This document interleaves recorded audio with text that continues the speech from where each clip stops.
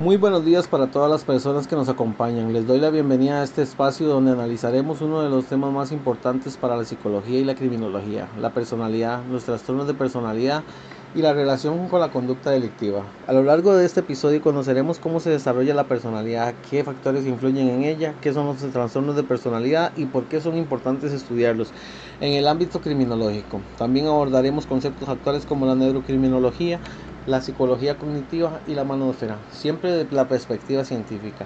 Es importante aclarar desde el inicio que tener trastornos de personalidad no convierte en una persona en delincuente.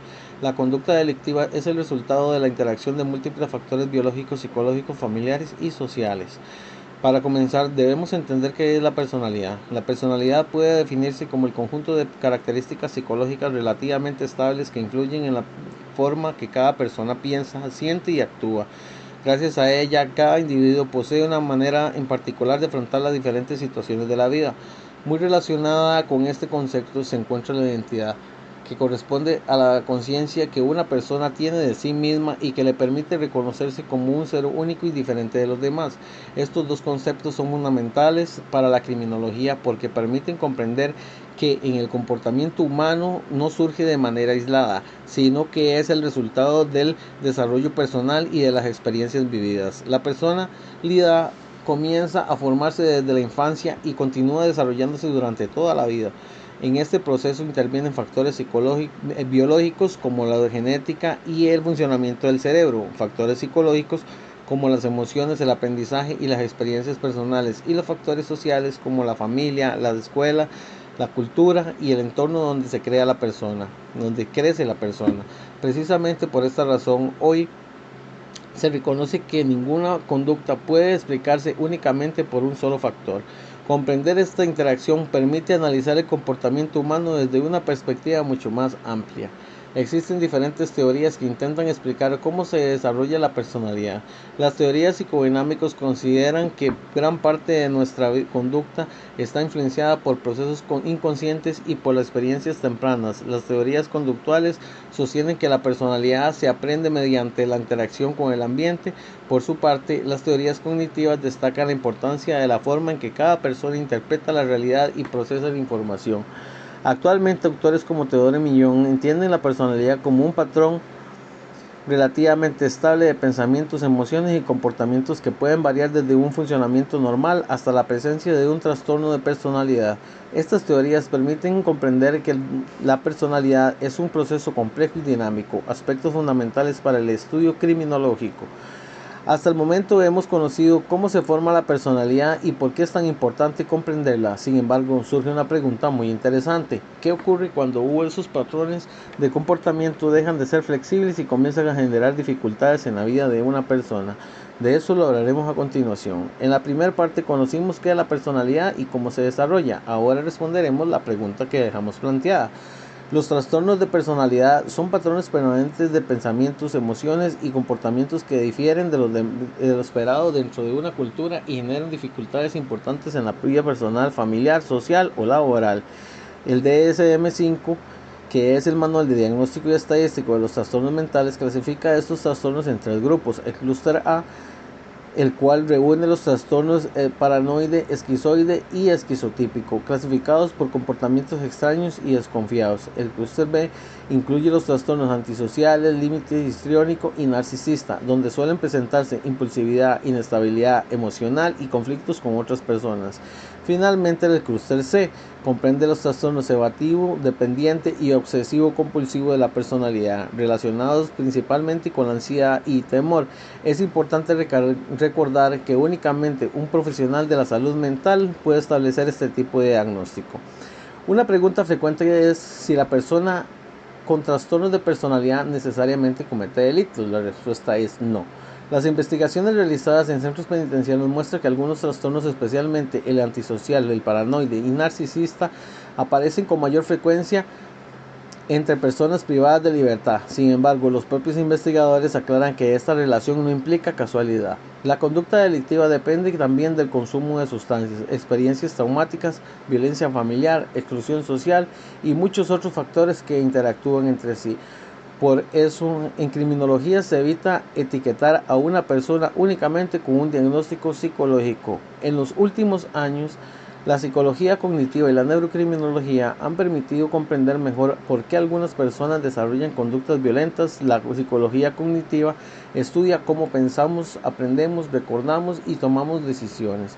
La neurocriminología, por su parte, analiza la relación entre el funcionamiento del cerebro y comportamiento delictivo.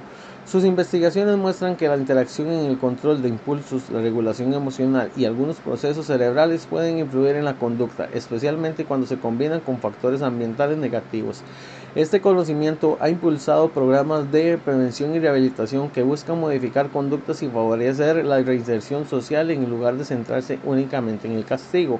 Toda información resulta muy valiosa para quienes trabajan en el ámbito criminológico. Durante una evaluación psicológica forense no basta con identificar un trastorno de personalidad. También es necesario analizar la historia de la vida, el entorno familiar, el consumo de sustancias, las relaciones sociales y otros factores que ayuden a comprender el comportamiento de la persona.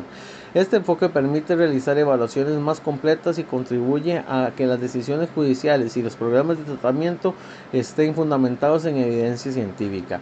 Hasta aquí hemos comprendido cómo la personalidad puede influir en el comportamiento humano y por qué los trastornos de personalidad deben analizarse con responsabilidad. En la última parte conoceremos dos temas muy actuales: los trastornos facticios y la simulación, además del fenómeno conocido como la manósfera y su importancia para la criminología. Aunque suelen confundirse, los trastornos facticios y la simulación no son lo mismo. El trastorno facticio ocurre cuando una persona finge o provoca síntomas físicos o psicológicos con el propósito de asumir el papel de enferma y recibir atención médica o emocional. En este caso, la motivación es psicológica y no busca beneficio externo. Por el contrario, la simulación consiste en fingir síntomas para obtener una ventaja concreta, como evitar una condena, recibir una indemnización o evadir responsabilidad legal. Debido a ello, en el ámbito forense resulta indispensable realizar evaluaciones cuidadosas para distinguir ambos casos y evitar errores durante los procesos judiciales. Otro tema que ha despertado interés en los últimos años es la manósfera. La manósfera es un conjunto de comunidades presentes principalmente en redes sociales y en foros de internet, donde algunos grupos promueven una visión tradicional de la masculinidad y en ciertos casos difunden discursos contrarios al feminismo, al mensaje de odio y hasta las mujeres. Las investigaciones indican que este espacio suelen favorecer procesos de radicalización y reforzar creencias extremistas, especialmente en jóvenes que buscan aceptación o identidad. Sin embargo, es importante aclarar que la participación en estas comunidades no conviene en automáticamente a una persona en delincuente. Como hemos visto durante todo el programa, la conducta humana depende de múltiples factores y nunca de una sola causa. Después de analizar estos temas, queda claro que comprender la personalidad resulta fundamental para el estudio del comportamiento humano. La criminología actual reconoce que el delito no puede explicarse únicamente por la existencia de un trastorno de personalidad. También intervienen factores familiares, sociales, culturales, económicos y biológicos que influyen en la conducta de cada individuo. Por esta razón, el estudio de la personalidad, la psicología cognitiva y la neurocriminología permiten desarrollar estrategias más eficaces para la prevención del derecho, la rehabilitación y la reinserción social, siempre respetando la dignidad y los derechos de las personas. Hemos llegado al final de este episodio y hoy hemos aprendido de la personalidad. Se desarrolla a lo largo de la vida mediante la interacción de factores biológicos, psicológicos y sociales. También conocimos qué son los trastornos de la personalidad, cómo la clasifica la DSM-5 y por qué no se debe confundir con una explicación automática de la conducta delictiva. Además, analizamos la importancia de la psicología cognitiva, la neurocriminología y los trastornos facticios, la simulación y el fenómeno de la manósfera, comprendiendo que todos estos temas aportan herramientas valiosas para el trabajo de la criminología y la psicología.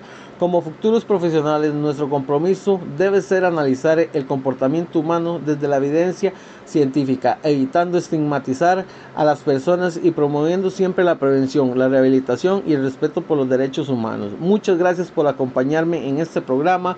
Espero que este recorrido por la personalidad y su relación con la criminología haya sido de gran utilidad. Hasta la próxima oportunidad.